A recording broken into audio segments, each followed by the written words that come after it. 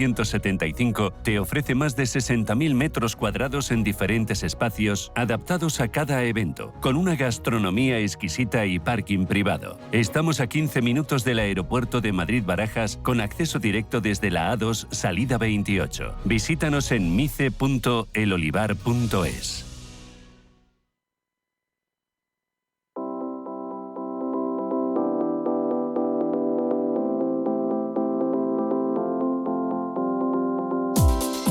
En Capital Intereconomía, Empresas con Identidad.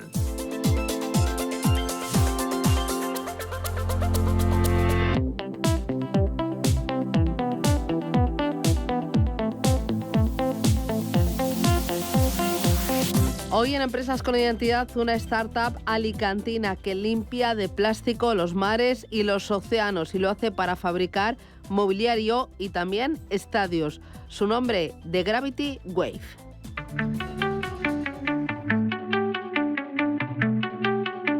Okay, go.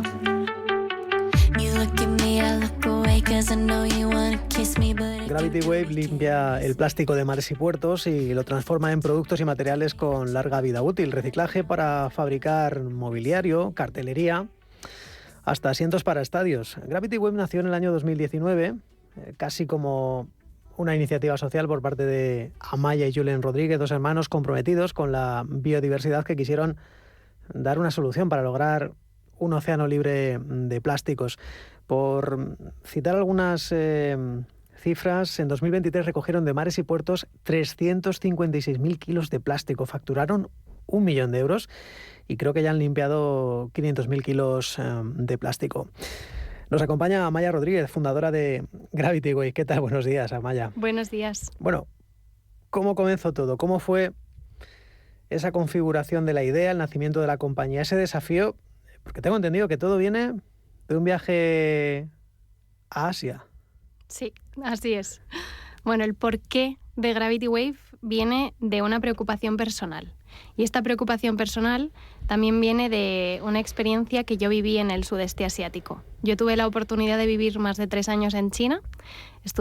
Terminé allí la carrera, empecé a trabajar allí en empresas chinas en la ciudad de Hangzhou y una de mis grandes pasiones es viajar. Así que yo cogía mi mochila y me iba a visitar cuantos más países pudiese mejor, ¿no? Yo con la idea de encontrarme islas paradisíacas. Entonces, pues yo llegaba a estos países y buscaba en el mapa esas islas donde no vivía nadie, ¿no? Para ver cómo podía llegar hasta allí. A mí me costaba días llegar hasta estas islas. Y cuando llegué allí me encontré con una realidad que yo no había visto nunca ni en España ni en Europa, y es que eran islas de plástico, absolutamente inundadas de basura. Entonces, cuando yo me bajaba de esos barquitos que me llevaban hasta allí, yo me empecé a preguntar, ¿no? ¿Cómo puede ser que yo haya tardado tantos días en llegar aquí y esta basura llegue aquí como si nada? ¿Qué está pasando en el mundo? ¿Por qué llega todo este plástico hasta aquí? ¿Y qué está haciendo alguien o alguna empresa para resolverlo? Y me di cuenta que no había soluciones. No solo eso, sino que había muy poca información de la gestión de los residuos, de la gestión del plástico y sobre todo de cómo íbamos a afrontar esta nueva realidad, ¿no? De usar tantas cantidades de plástico en nuestro día a día sin tener una solución real para que no acabase todo ese plástico en los océanos. Entonces, cuando llegué a España, ya dejé de vivir en China, yo quería transmitir esta realidad a todo mi entorno, porque yo había tenido la oportunidad de abrir los ojos, ¿no? Ante algo que muy pocas personas habían tenido la oportunidad de ver. Entonces me sentía con el deber de contar esta historia, de explicar, ¿no? Lo que yo había visto. Y entonces cuando llegué a mi casa, yo empecé a contar todo esto a mi hermano pequeño Julen, que él estaba emprendiendo un proyecto en el cual vendían productos de telefonía móvil hechos con plástico y que no tenía ningún tipo de conciencia, ¿no? Con qué iba a suceder una vez estos plásticos que él estaba vendiendo acabaran su vida útil. Entonces, bueno, poco a poco fui explicándole todo lo que yo había visto, empezamos a concienciarnos juntos y a finales de 2019 Julen conoció en un bar de Madrid, tomando unas cañas, a Lefteris Arapakis, que es un emprendedor griego que había montado una escuela de pesca sostenible. Y un día, en un barco, saliendo a pescar, uno de los pescadores recogió toda la red, volcó todo lo que había recogido en esas redes en el barco y no solo había peces, sino que había muchísima basura. Entonces Lefteris se agachó, cogió una lata y se fijó en la fecha de caducidad. Y llevaba más de 30 años esa lata en el mar. Y dijo, oye, ¿qué está pasando? ¿Cómo podemos hacer que esto se transforme en una solución, ¿no? Entonces, cuando Julen escuchó esto, me llamó inmediatamente y me dijo: Amaya, he conocido a este emprendedor griego, creo que aquí está el proyecto de tus sueños y ahora también de los míos, ¿no? ¿Por qué no hacemos algo juntos? ¿Todo eso en cuánto tiempo, Amaya? En 1 año y medio. En año y medio fue todo ese, ese esto. viaje, vuelves, concienciación, tu hermano estaba emprendiendo, le cambias el chip. Por cierto, ¿con cuántos pescadores colaboran con Gravity Wave? Pues a día de hoy, el proyecto empezó con un pequeñito proyecto piloto en Grecia con 10 pescadores. A día de hoy estamos trabajando en 4 países, colaborando con más de 7.000 pescadores tradicionales, ¿no? Que todos los días, cuando salen a pescar, no solo recogen peces, sino también basura. Vale, recogen basura, recogen plásticos y luego ese plástico lo recicláis. Eso es. Lo recicláis para dar una vida útil en forma de, por ejemplo... mobiliario, productos de decoración y ahora también asientos para estadios de cualquier tipo de deporte. Lo he dicho bien antes, más de 500.000 kilos de plástico desde que nacisteis en el año 2019. Sí. Eso va a un promedio de 150.000 kilos de plástico anuales. Sí. Solo en el Mediterráneo. Operáis en... Estamos en Grecia, en Italia, en España y desde 2023 ahora también en Egipto. ¿Con cuánto capital inicial nació Gravity Wave? Pues con 0. El justo y necesario, porque era casi como un proyecto, una iniciativa social, ¿no? Sí. O sea, de hecho, nosotros cuando pusimos un poco la idea sobre la mesa, llegó el momento de empezar a estructurar, ¿no? Cómo íbamos a llevar a cabo todo esto.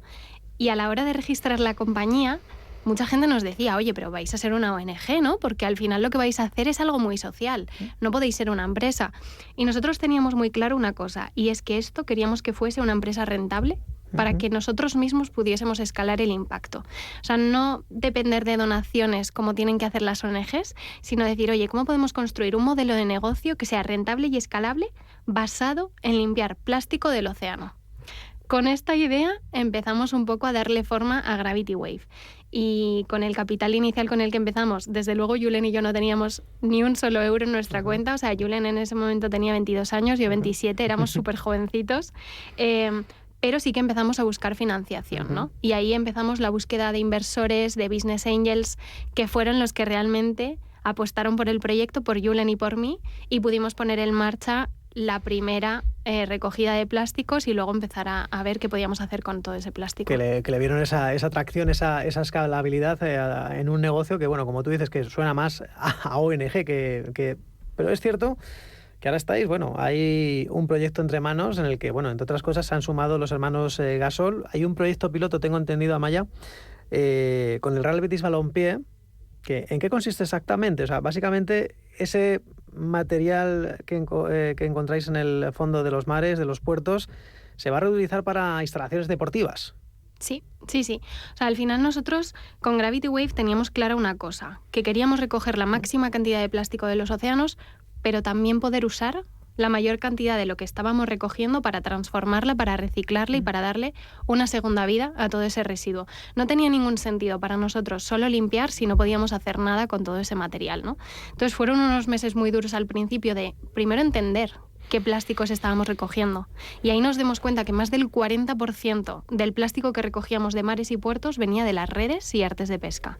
Un residuo que no solo era el más abundante, sino que cuando íbamos a visitar plantas de reciclaje, ninguna planta quería procesarnos. Entonces nos obsesionamos, Julen y yo, por decir, vale, estamos haciendo un proyecto de recoger plástico del mar. Pero luego la gente no quiere reciclároslo. Exacto. Ajá. ¿Cómo podemos ser la solución a reciclar y a darle una segunda vida a las redes de pesca? Entonces estuvimos unos meses haciendo muchas pruebas I+D, ¿no? Oye, ¿cómo podíamos lo primero reciclar todo esto? Para demostrar a estas plantas de reciclaje que sí se podía hacer y que luego eso iba a tener una aplicación en un producto de larga duración, porque nosotros teníamos muchos requisitos, ¿no? A la hora de aplicar todo este residuo que íbamos a transformar. No queríamos hacer plásticos monouso que volviesen a terminar en el mar. Queríamos aplicarlo a productos con alto impacto, de larga duración y 100% reciclables. Y ahí fue donde descubrimos que una de las aplicaciones perfectas eran mobiliario y materia prima. ¿Qué es la materia prima? Es todo el plástico que se utiliza en la industria para inyectar piezas de plástico. Y uno de los productos que descubrimos que tenía mucho sentido eran asientos de estadios. Estos asientos se fabrican a través de un proceso de inyección donde se usan como unas lentejitas de plástico que se funden, que llegan hasta el molde de ese asiento y que una vez se enfría ese asiento consigues tener un asiento 100% reciclado, ahora a día de hoy con redes de Gravity Wave, ¿no? Y que el Real Betis Balompié ha instalado en su estadio. Ajá, estadio de fútbol del Real Betis Balompié, que un gran estadio, uno de los de mayor capacidad de España. Por otra parte, a esta iniciativa se unen los hermanos Gasol, baloncesto. No sé si esto va por el fútbol o por el baloncesto, es extensible a todos los recintos deportivos habidos y por haber, o os habéis centrado en algún deporte en concreto.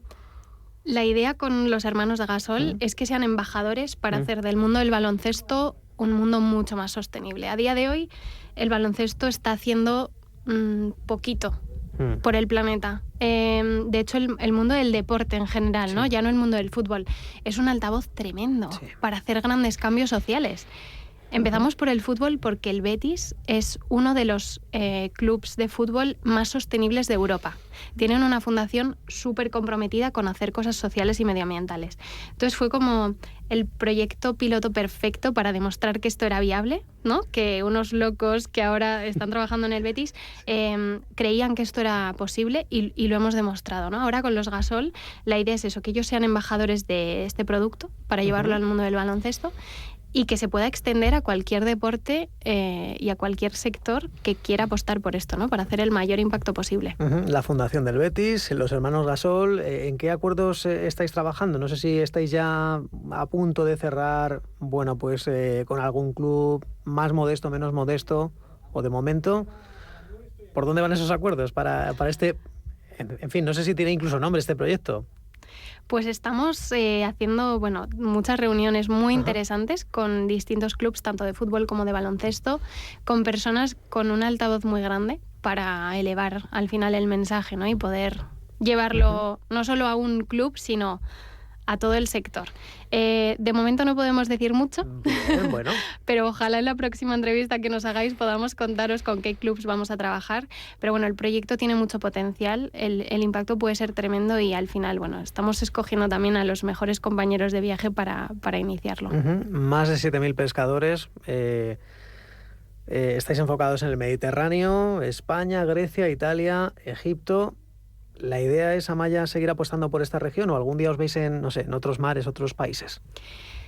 Iniciamos el proyecto en el Mediterráneo porque esto es algo que no se conoce tanto y es que el mar Mediterráneo es el mar con la mayor concentración de plásticos del planeta. ¿Qué quiere decir esto? Que el tamaño del Mediterráneo, que es más o menos pequeñito, ¿no? Si lo comparas con otros mares u océanos del planeta, contiene la mayor concentración de plástico. Queríamos demostrar que si podemos limpiar el mar más contaminado, podemos llevar esta solución a otros sitios, ¿no? Entonces queda muchísimo por hacer todavía en el Mediterráneo. Vamos a seguir centrándonos mucho aquí, pero sí que es verdad que ya hemos expandido a Galicia, a Huelva, para ya entrar en el Océano Atlántico. Al final esta solución está funcionando y se puede escalar a otros sitios. El problema del plástico, por desgracia, lo encontramos en todo el planeta, así que no descartamos irnos a nuevos puntos donde la solución de Gravity Wave pueda funcionar, tenga sentido, porque tenemos que encontrar también esos partners de reciclaje para poder darles una segunda vida a esos residuos que encontremos. Lo que no queremos es irnos a otros mares y tener que traer todo el residuo a España, por ejemplo, ¿no? Vosotros estáis, es cierto, cornisa cantábrica, igual en un futuro no muy lejano, pues seguís subiendo por el Golfo de Vizcaya pero de momento enfocados en el Mediterráneo. El mar más contaminante del mundo, más incluso que ese mar de plástico literal que te encontraste en China. Sí, es muy sorprendente porque dices, ¿cómo puede ser, no? Pero al final el mar Mediterráneo es una cuenca muy cerrada y todo lo que entra se queda ahí. Claro. Entonces, es por esto que tiene tanta concentración de plástico. Bueno, esa es la batalla del Mediterráneo, que es probablemente la mayor batalla en la lucha contra la limpieza de los océanos, pero tiene muchas más batallas el mar. Los químicos, la sobrepesca, la degradación de los hábitats costeros. Sí, la verdad es que nos enfrentamos a un momento delicado con los océanos, con la salud de los océanos, ¿no? Sobre todo cuando tienen un papel tan importante para la salud del planeta. Al final los océanos generan más del 50% del oxígeno que respiramos, absorben grandísimas cantidades de CO2 y por lo tanto poner un foco en la salud de nuestros océanos es esencial.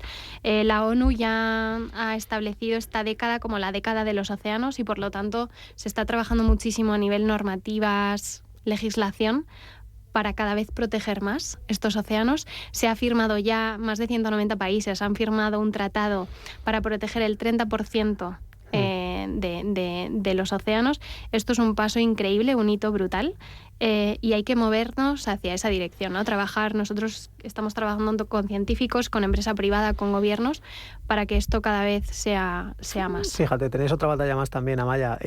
La batalla del ya, del aquí, del ahora, de las promesas, porque aquí siempre hay muchos, la cumbre del clima, la década de los océanos, los objetivos de descarbonización. Pero a veces no nos centramos tanto en el ya, en el ahora, es decir, oye, pues en el último mes hemos recogido no sé cuántos miles de kilos, y eso es otra batalla que también es complicada, la batalla no sabría cómo decirlo, de la tranquilidad o de los retos no muy ambiciosos o con tiempo, ¿verdad?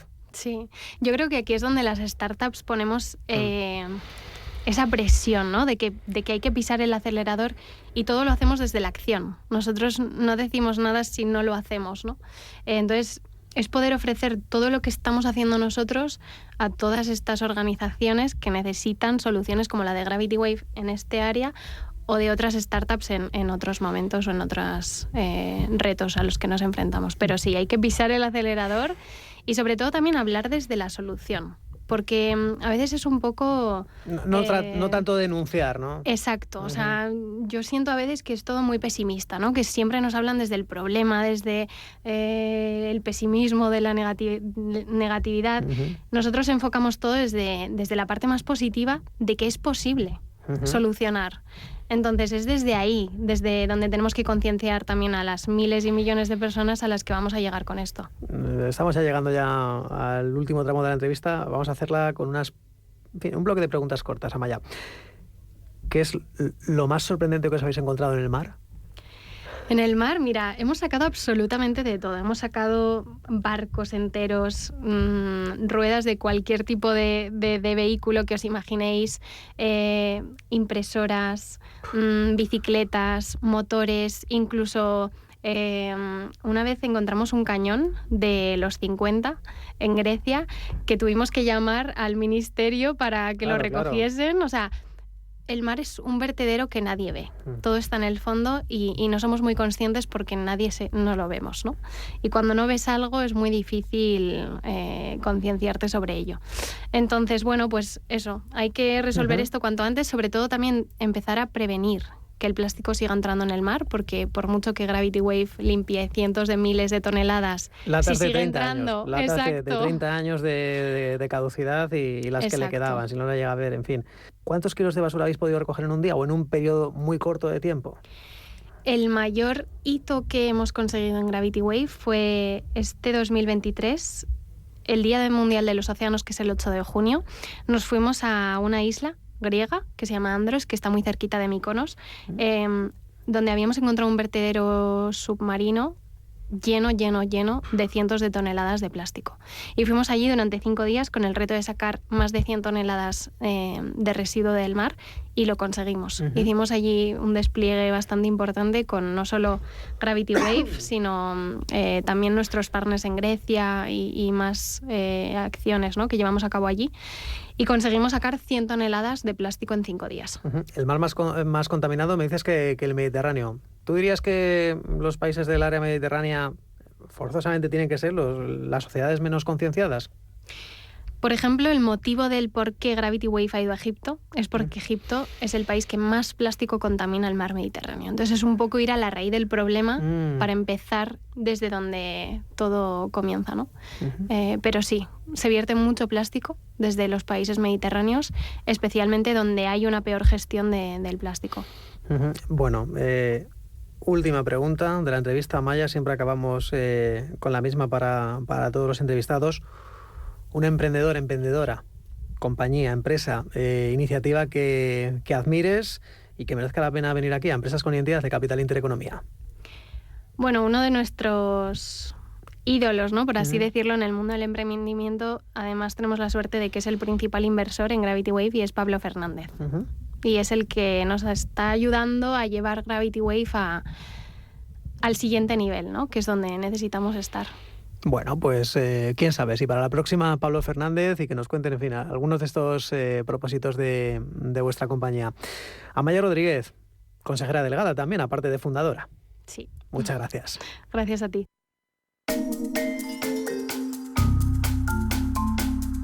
¿Se han preguntado alguna vez por qué los bancos centrales siempre hablan de un objetivo de inflación del 2%? Os contamos el motivo y de dónde viene esta creencia. El primer banco central en poner un objetivo de inflación fue el Banco de Nueva Zelanda a finales de los años 80. La inflación en este país estaba disparada a más de un 10%. ¿No suena esto de algo? Y el ministro de Finanzas fijó por primera vez un objetivo de inflación en el Banco Central. En una entrevista le preguntaron al ministro cuál es el objetivo de inflación y contestó entre el 0 y el 1%. Pues bien, a partir de ahí, el gobernador del banco se puso manos a la obra y se eligió un 2%, teniendo en cuenta posibles subidas de tipos. Otros bancos centrales establecieron este objetivo, el cual está bien porque es mejor tener algo de inflación que nada. Y esto se explica porque todos los extremos al final son malos. La inflación alta erosiona el poder adquisitivo, pero es que la mala significa entrar en un periodo de deflación. Si los precios bajan de una forma continuada, todo es más barato en el futuro, pero las deudas crecen en términos reales y la inversión se reduce. ¿Por qué voy a invertir hoy si mañana será más barato? Lo hemos visto en Japón desde los años 90.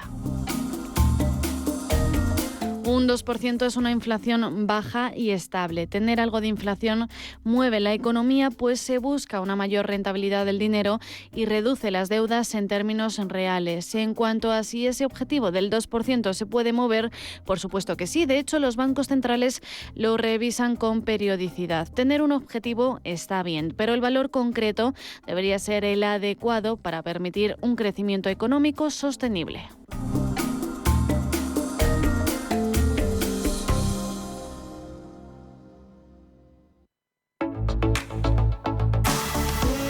Descubre, analiza, impulsa.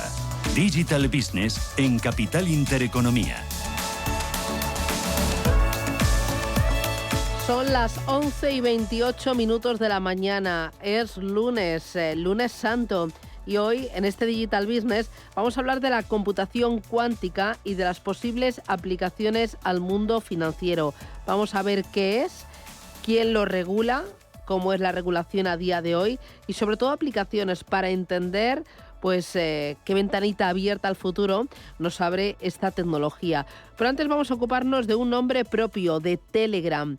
El viernes pasado el juez de la Audiencia Nacional, Santiago Pedraz, ordenaba el apagón de la aplicación tras una demanda de Mediaset, de A3 Media y de Movistar.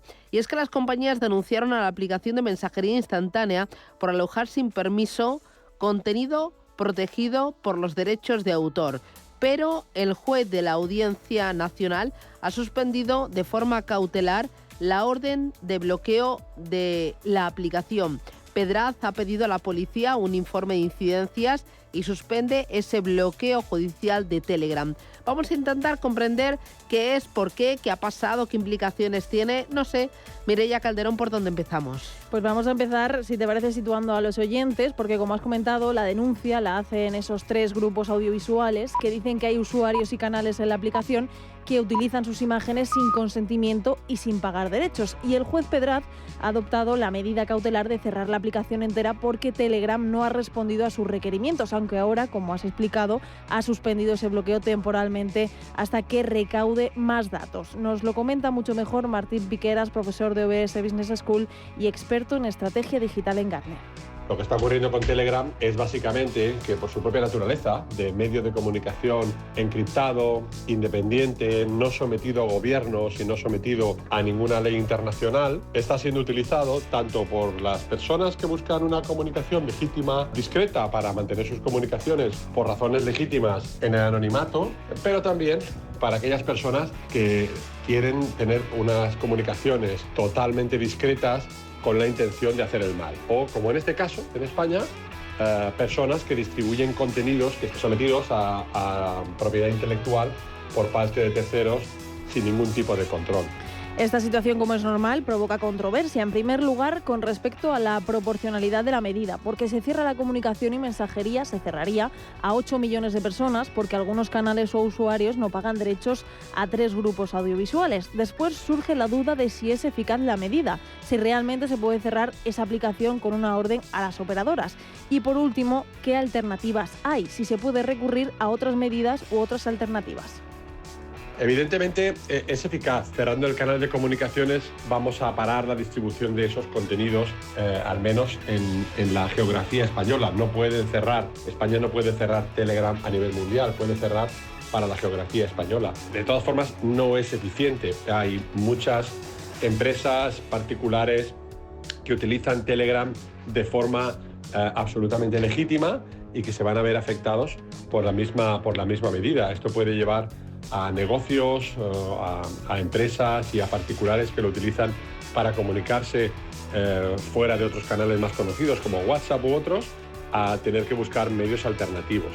En el medio y largo plazo, pues tampoco es muy eficiente, porque las personas se moverán hacia otros canales discretos y otras plataformas menos conocidas que pueden haber por detrás para hacer el mismo tipo de actividad. Aquí no hay solo un conflicto entre propiedad intelectual y derecho a la información y las telecomunicaciones. Hay una cuestión de qué se hace cuando una multinacional se niega a compartir información sobre sus usuarios, como sí hacen WhatsApp o Facebook, y no cumple o no responde a requerimientos judiciales o administrativos nacionales. Pero ¿se puede cerrar Telegram por orden judicial? Sí, cualquier plataforma tecnológica puede ser cerrada por orden judicial. Hemos de tener en cuenta que Internet es un medio abierto, es un medio donde cualquier persona puede generar contenidos de una forma abierta y sin un control, digamos, evidente inicial, pero en realidad todas las telecomunicaciones están controladas por las empresas de telecomunicaciones a través de las cuales pasamos nuestros datos, como puede ser pues, la compañía telefónica con la que tengamos contratada la fibra, o el Starlink con el que tengamos contratada la conexión a través de un proveedor externo internacional.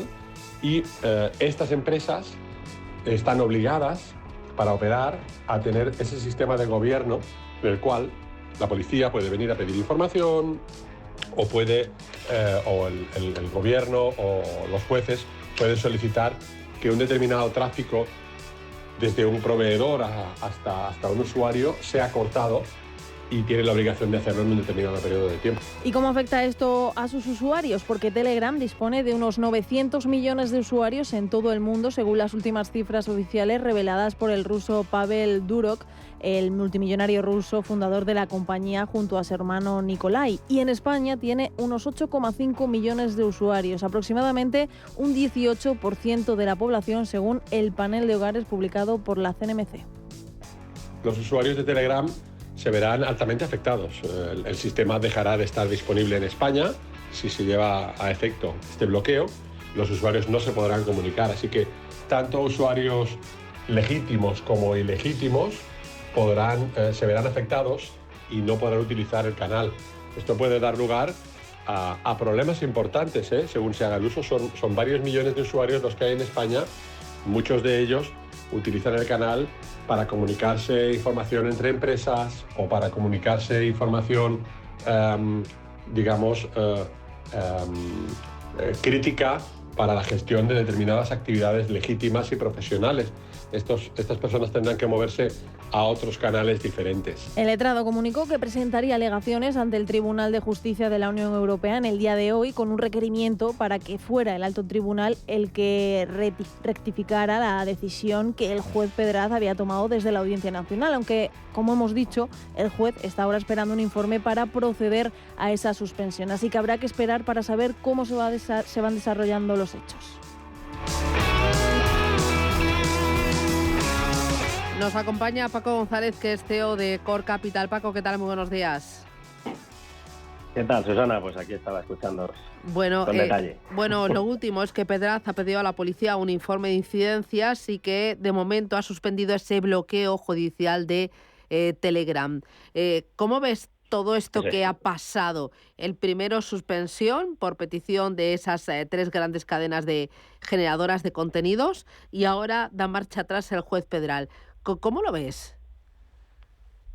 Bueno, es una gran pregunta y me alegro que me la hagas porque como no soy abogado puedo expresarme como tecnólogo, aunque estudié Derecho. Yo lo veo una locura, Susana. Es como pedirle a Telefónica que intervenga en la línea de una persona porque ha descargado contenido ilegal. Quiero decir, que Telegram es un canal de comunicación que por su naturaleza está cifrado y por lo tanto entiendo que se puede utilizar para hacer el mal, pero también para hacer el bien. También podríamos verlo de la siguiente forma, ¿no? Una persona que quiere tener comunicaciones privadas y que no quiere que una compañía pues tenga acceso a sus conversaciones. Incluso no quiere que estas sean utilizadas eventualmente por una autoridad pública. Y oye, tenemos derecho a mantener nuestras comunicaciones confidenciales, ¿no? Así que yo lo veo raro, extraño. Claro, ¿qué significa eso de cifrado? Pues mira, cuando tú haces una conversación en Telegram, la conversación está cifrada extremo a extremo. Esto también te lo da WhatsApp, por ejemplo, ¿vale? Lo que no está cifrado en Telegram siempre tiene que configurar los usuarios en los grupos.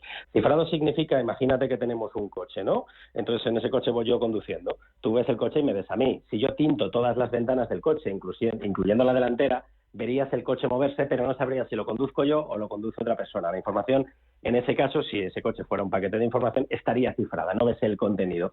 Lo que te garantiza privacidad, como cuando te tomas un café conmigo y, oye, decidimos hablar de lo que nos apetezca, de fútbol o política. No parece que esté muy correcto que alguien, una empresa comercial o un gobierno tenga derecho a escucharnos. Oye, pues si es una comunicación privada, tengo derecho a que la conversación contigo se mantenga privada, ¿no? No. Entonces, eso es lo que significa cifrado. Tú muchas veces nos has contado que no utilizas WhatsApp por temas de privacidad. ¿Sí que utilizas Telegram? Sí, utilizo Telegram y Signal. Yo recomiendo Signal a todo el mundo porque Signal es 100% código abierto. Telegram es código abierto solo en la parte de cliente, que llamamos los informáticos. Es decir, cuando tú estás instalando Telegram en tu móvil, sea un Android o un iOS, o en tu ordenador, en la aplicación de escritorio, esa parte de ese software es código abierto. Es código abierto para que puedas verificar que no hay ninguna entidad espiándote, que no hay nadie mirando esas conversaciones y que puedas verificar esa parte. La que no está de código abierto y que sí que es un software comercial es la parte de servidor. Ya. En Signal, pues es código abierto el 100%, ¿no? Entonces se trata de garantizar o darle el control de alguna forma al usuario. Claro. En la redacción lo que comentábamos esta mañana es que cuando el juez Pedraz pues pedía el bloqueo judicial de Telegram, decíamos, no sabe muy bien cómo funciona la tecnología y cómo funcionan ahora estas redes de comunicación, ¿no? Necesita un cursillo muy avanzado y muy rápido y básico de tecnología. Es que es imposible ponerle puertas al campo, ¿no? Claro, porque la gente lo que va a hacer, si quiere seguir compartiendo enlaces con contenido de descargas que no son legales, de A3 Media o de otros jugadores del mercado audiovisual, es usar Signal o es usar WhatsApp, ¿no? Aquí me gusta mucho el ejemplo de qué pasó con esos chats que descubrieron en WhatsApp donde se estaba intercambiando pornografía infantil, que también estaban cifrados. No se propuso en ningún caso suspender WhatsApp, se le pidió a la Policía Nacional que investigara y se encontrará a los autores. Yo creo que aquí el tema ha estado en que se le ha pedido a Telegram colaboración y Telegram no ha colaborado. Yeah. Y ahí es donde ha habido pues un poquito el problema, ¿no? Y por ahí van los tiros, pero no tiene ningún sentido. Yo encantado de darle a la juez Pedraz una sesión de tecnología. Claro. Oye, me decías que tú utilizas Signal. Entiendo que tiene muchos menos usuarios. Yo, la verdad es que me he sorprendido mucho cuando he visto los 8 millones de usuarios que tiene Telegram en España, aunque está muy lejos de WhatsApp. WhatsApp, todo el mundo tiene WhatsApp menos 2 o 3 como tú. ¿No? Efectivamente, WhatsApp es el campeón, ¿vale? WhatsApp tiene lo que llaman backdoors puestas atrás para que las autoridades americanas puedan eventualmente chequear un chat. Eso hay gente que le gusta, hay gente que no, porque eso es abrir la puerta a un control del gobierno, ¿no? Bueno, da igual. WhatsApp es la más popular, Meta cumple las leyes, está en Estados Unidos. Luego tienes Telegram en Internet y Signal. Signal es 100% código abierto y cualquiera puede verificar que no hay nada de su código que te investigue. Y además en el consejo Signal tiene a Snowden, que además recomendó su uso, igual que Elon Musk. Lo que le da a Signal es sea lo de herramienta súper privada. En realidad no es más que lo que te digo, Susana, que no vean lo que tú estás hablando. No tiene por qué utilizarse para hacer algo ilegal, ¿no? O sea, que tú hables con un vecino en la puerta de tu casa sin que haya un micrófono o una cámara cerca, no preconstituye que estés cometiendo un delito, estás teniendo una conversación privada. Vale, pero es verdad. Sobre usuarios, que la pregunta, pues unos 2,5 millones de usuarios en España. Pero Signal, tienes que tener en cuenta, es una herramienta muy popular en Estados Unidos y en los Nordics, aquí en Europa. Porque la gente que valora más la privacidad que aquí, sí que cambia. Claro, el problema es que estas cadenas de televisión lo que estaban acusando o estaban denunciando que en Telegram los usuarios estaban utilizando contenido suyo sin pagar los derechos de autor, ¿no? También hay que entenderlo. Aunque entramos en todo esto en una espiral muy peligrosa, ¿no? El de prohibir y el cancelar y anular redes de comunicación, ¿no? Claro, yo lo cuento de la siguiente forma. Bueno, todos mis amigos, como te habrás imaginado, todo este fin de semana me han preguntado, Paco, oye, ¿tú qué opinas de esto y tal? Digo, hombre, a mí verme en un listado junto a países como China, Pakistán, Irán, Cuba, me resulta complicado. Son los países que tienen junto a Tailandia prohibido Telegram, ¿no? Aquí hay que ir al que delinque, que es el que comparte ese enlace con información ilegal, y no al canal. O sea, por esa regla de 3 podríamos cerrar Internet, porque claro, se está compartiendo un contenido ilegal en Internet. O podríamos instaurar un control de todos los WhatsApp. Entonces, te pregunto, ¿a ti te gustaría, Susana, que el gobierno tuviera acceso a tus WhatsApps por motivos de seguridad? Hombre, la verdad es que no tengo nada que ocultar, pero oye, pues igual que me gusta que esto es como en tu casa, ¿no? Pues que haya una orden judicial para que entre en tu casa, ¿no? Claro, yo recuerdo cuando estudié la carrera, yo estudié Derecho hace siglos y no ejerzo, pero que nos decían, oye, es que el canal no tiene la culpa, ¿no? Tú también estás accediendo ahora a Internet a través de un servicio que te provee Telefónica, Vodafone, Orange, que tienen ellos culpa de lo que tú haces. Entonces, yo no atacaría el canal, salvo que solo se usara para eso, me explico. Si es una web de descargas ilegales, ostras, lo entiendo. Pero no es el caso, es una herramienta que principalmente se utiliza con fines lícitos. Entonces no puedes preceder que esos 8 millones de usuarios están pirateando, no es el caso. Alguno lo hará, pero vamos a por él, ¿no? Al que delinque, no al que usa Telegram. Bueno, este es uno de los temas importantes, pero hay más protagonistas a lo largo del día, aunque me parece que esto de Telegram va a dar mucho todavía de sí. Es Apple y la apertura a descargas directas u otras tiendas en sus sistemas iOS, que es decir, en los teléfonos, en las tabletas. Cuéntame, ¿qué es esto? ¿Qué ha pasado? Pues mira, tiene que ver con la guerra esta que había con Epic, ¿te acuerdas? Que quería tener su propia tienda, como te pasa en Windows, que puedes tener varias tiendas y descargadas de varios sitios. Y entonces, pues Apple, derivado de una regulación en Europa, que es la Ley de Mercados Digitales, pues ha accedido a que puedas descargar directamente desde la web del fabricante un software e instalarlo en tu móvil, como haces en Windows, ¿no? Te metes en la web del fabricante, plum, lo descargas. Pero con matices. Vale. Con matices, ¿qué matices? A ver. Te los cuento. Pues mira, el primero es, tienes para poder hacer eso que ser un desarrollador validado por Apple y llevar más de 2 años desarrollando software y ofreciéndolo en su tienda, la Apple Store. Después tienes que haber tenido en el último año más de 1 millón de descargas, con lo cual tienes que ser un proveedor de software potente. Y luego te van a cobrar 50 céntimos por cada descarga, no por cada transacción, pago tal, por cada descarga que alguien haga de tu aplicación desde tu web. Claro, imagínate un software que tiene 10 millones de usuarios, que tiene que pagar 4,5 millones solo por la descarga. Sí, una pasta, ¿no? Un poquito complicado. Claro. Entonces, ¿la guerra entre los creadores de Fortnite ha salido entonces bien? Ha salido fatal.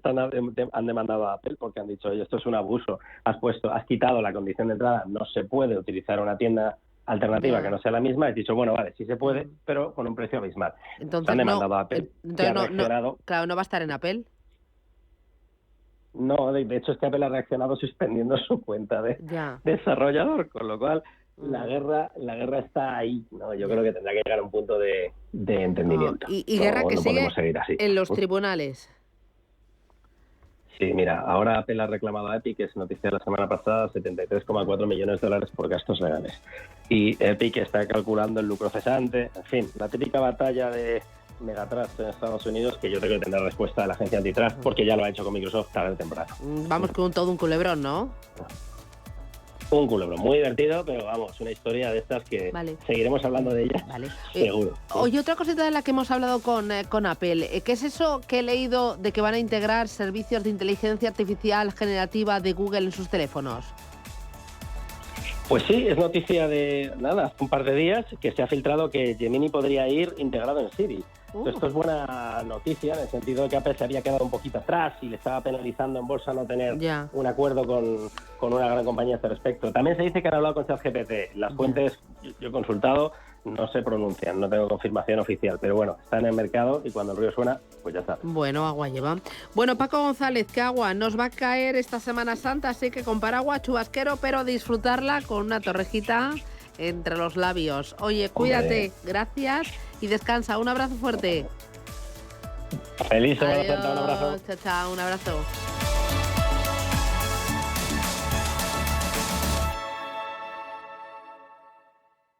Tan, tan, tan, tan, tan. La cuenta online del Santander es tan fácil de abrir que lo puedes hacer desde donde quieras. Santander en digital es Santander. Santander, por ti, los primeros. Consulta condiciones en bancosantander.es. Silencio. La Semana Santa está en las calles de la provincia de Valladolid, en el alma de cada vecino, visitante o penitente. En cualquier rincón de nuestros pueblos y ciudades, el arte emerge de la penumbra a la luz de faroles y cirios. Silencio. La Semana Santa está en las calles de la provincia de Valladolid. Cada lugar, una experiencia. Cada paso, una emoción. Provincia de Valladolid. Mucho que ver contigo. Visita la exposición Goya, el despertar de la conciencia en la Academia de Bellas Artes. Descubre la evolución artística y personal del pintor a través de una excelente selección de obras de pintura, dibujo y grabado. Real Academia de Bellas Artes de San Fernando, la Casa de Goya, en pleno centro de Madrid. Más información en realacademiabellasartesanfernando.com. Intereconomía. Información económica con rigor, veracidad y profesionalidad. Nuestros oyentes son lo que escuchan. Estrictos, precisos, honestos, competentes y capacitados. Di que nos escuchas. Intereconomía, la radio que se identifica con sus oyentes.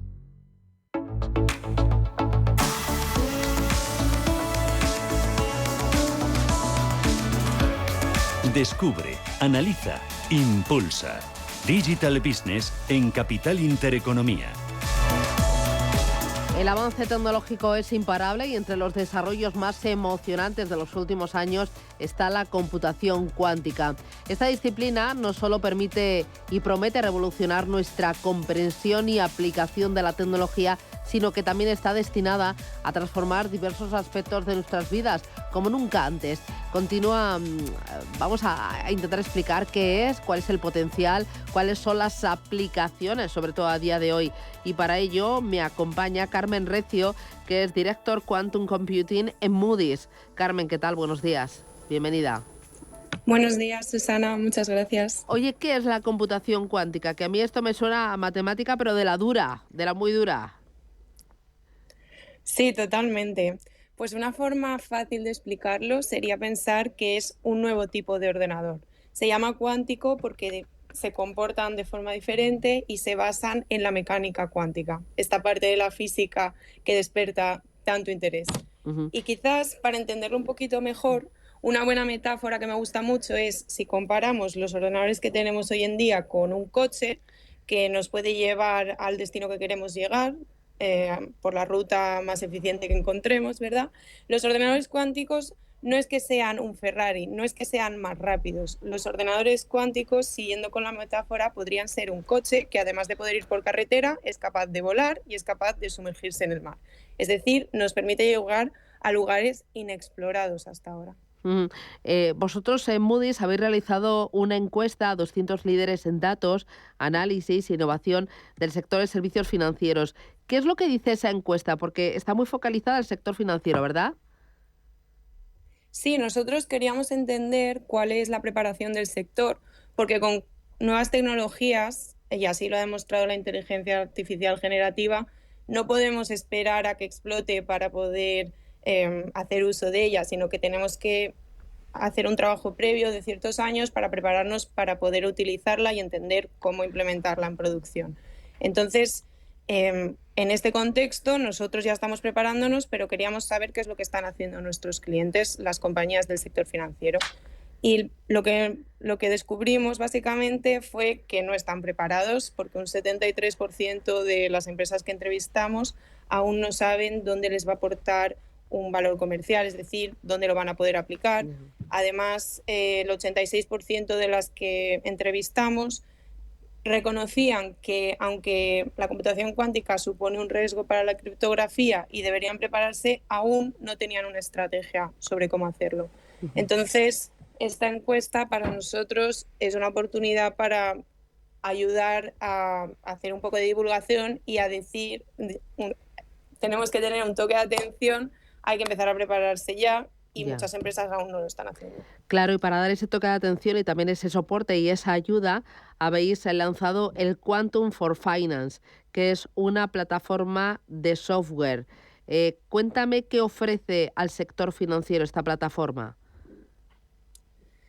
Sí, pues en la línea de entender dónde se va a aplicar la computación cuántica y cómo poder integrarla en producción en el futuro, una idea fundamental de lo que hay que hacer es comparar para ciertos problemas específicos si es mejor lo que hacemos ahora o lo que puede hacer la cuántica. Y a través de esta plataforma, para varios problemas relevantes en la industria, como optimización de portfolios o cálculo del precio de derivados, cálculo de métricas para analizar el riesgo, lo que hacemos es permitir un acceso en el cloud as a service a una plataforma en la que puedes comparar, resolver el mismo problema con un ordenador cuántico o con un ordenador clásico y comparar cuál fue más rápido, cuál costó más dinero, cuál me dio una mejor respuesta, y por lo tanto así empezar a entender dónde está ese valor comercial de la computación cuántica. Claro, ¿y aplicaciones? ¿Qué aplicaciones tiene a día de hoy y va a tener? Porque entiendo que esto va muy deprisa, dentro de 3-5 años.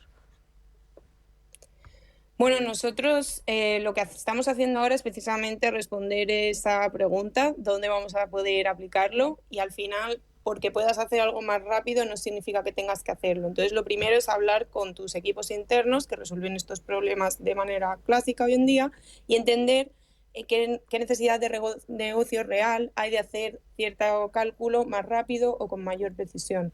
Puedo darte algunos ejemplos de casos que hemos encontrado en lo que sería relevante. Por ejemplo, algo que hacemos nosotros es modelado de fenómenos de desastres naturales para ayudar a predecir cuál es el riesgo y el impacto económico de un desastre natural, como puede ser una inundación o un huracán. Y aquí creo que se ve muy bien el ejemplo. Si pudiéramos hacer esto con mayor precisión, eso tendría un gran impacto. Este es un ejemplo. También, por ejemplo, detección de fraude, de blanqueo de dinero, modelación de riesgo, predicción de la probabilidad de una recesión. Y entiendo... Todos estos son ejemplos en los que esperamos una mejora. Claro, hemos puesto ejemplos y vosotros estáis muy focalizados en el sector finanzas, pero entiendo que esto de la computación cuántica tiene también aplicaciones en biomedicina, en desarrollo de materiales, en seguridad informática, en movilidad, en transporte, en todo, ¿no? Y el futuro que nos abre es espectacular, ¿no? Es como una auténtica ventanita al futuro.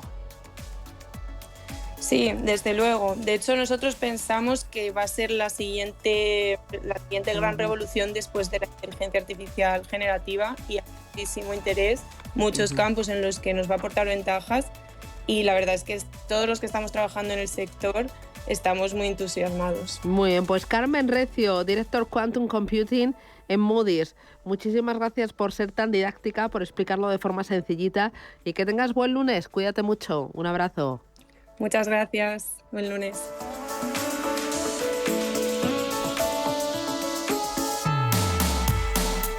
Esto es Capital Intereconomía y hasta aquí esta edición de lunes santo y lunes un poco casi invernal, que vuelve el invierno. Hay aquellos que ya soñábamos con ponernos y quitarnos, ponernos la chaqueta y quitarnos el abrigo, y poner los zapatos y quitarnos las botas y las medias.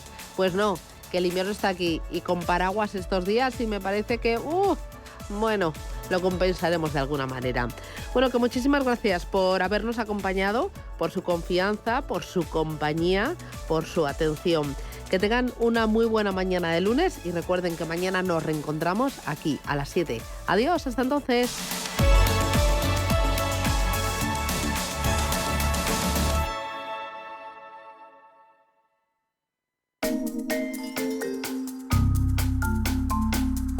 Quizá para el usuario cotidiano Netflix siga siendo la misma de siempre. Películas, series, documentales, estrenos e incluso hasta videojuegos temáticos de Stranger Things, por ejemplo. Pero lejos está la edad de Netflix para las nuevas generaciones o incluso los que llevamos usándolo hace unos años. 25 añazos lleva con nosotros, aunque no nos hayamos dado ni cuenta. Os contamos algunos detalles sobre la plataforma. Netflix surge en el año 1997 por parte de Reed Hastings y Mark Rudolph, dos ingenieros de software que fundaron la compañía con el objetivo de utilizar Internet para alquilar películas en DVD, un formato que todavía se estaba acogiendo en esa época. Vamos, lo que sería un videoclub, pero en la nube. Hasta un año después no consiguieron tener un cliente. Aunque sea difícil de creer, la idea de creación de Netflix nació porque Reed Hastings, CEO y cofundador, tuvo que pagar $40 de multa por tardar en devolver la película Apolo 13 en Blockbuster. Bendita multa. Crearon un modelo de suscripción de $15 a cambio de alquilar todas las pelis. Salió a oferta pública en 2002 con un valor de $1 y empezó a cotizar en el Nasdaq. En 2007 se inicia en el mundo del streaming y poco a poco comienza a hacer alianzas. En 2010 llega a los móviles y en el año 2011 aparecen los botones de control remoto. El primer contenido original llega en el año 2012 con Lilyhammer, pero el punto de inflexión es al año siguiente con House of Cards. ¿Os suena, verdad? Netflix invirtió en ella $100 millones. Y el 2015 fue un año especial para los españoles. ¿Por qué? Porque en este año fue Netflix que llegó a España. Su desembarco comenzó en el 2012 por Reino Unido, Irlanda y los países nórdicos, pero en el 2015 pisó el territorio español. Sin embargo, se podría decir que la explosión llegó en el 2017 cuando se estrenó La Casa del Papel. El resto de la historia ya os la sabéis.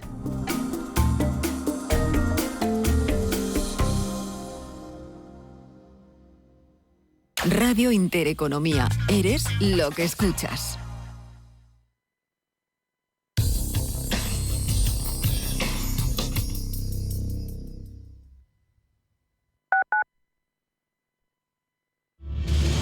Si eres un family office, un inversor institucional y quieres invertir, Sirena Invest es tu aliado.